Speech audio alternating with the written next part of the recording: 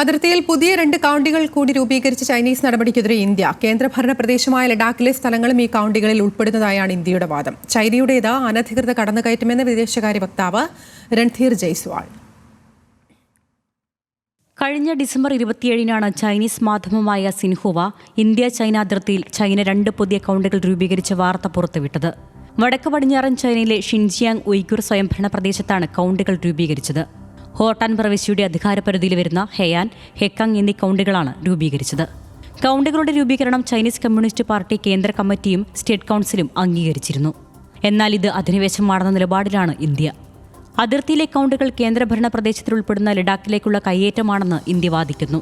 ചൈനയുടെ നടപടി അനധികൃത അധിനിവേശമാണെന്ന് വിദേശകാര്യ വക്താവ് രൺധീർ ജയ്സ്വാൾ പറഞ്ഞു. ഇത്തരം കടന്നുകയറ്റങ്ങളെ ഇന്ത്യ അംഗീകരിക്കില്ലെന്നും അദ്ദേഹം വ്യക്തമാക്കി. വിഷയത്തിൽ ഇന്ത്യ ചൈനയെ പ്രതിഷേധം അറിയിച്ചിട്ടുണ്ട്. ബ്രഹ്മപുത്ര നദിയിൽ ടിബറ്റൻ മേഖലയിൽ അണക്കെട്ട് നിർമ്മിക്കാനുള്ള ചൈനയുടെ പദ്ധതിയിലും വിദേശകാര്യ മന്ത്രാലയം അതൃപ്തി അറിയിച്ചിട്ടുണ്ട്. ഇന്ത്യയിലൂടെയും ബംഗ്ലാദേശിലൂടെയും കടന്നുപോകുന്ന നദിയിൽ ജലവൈദ്യുത പദ്ധതിക്ക് വേണ്ടി അണക്കെട്ട് നിർമ്മിക്കുമ്പോൾ ആവശ്യമായ ആശയവിനിമയം ഉണ്ടായില്ലെന്ന് ഇന്ത്യ ചൂണ്ടിക്കാട്ടി. International desk, news Malayalam.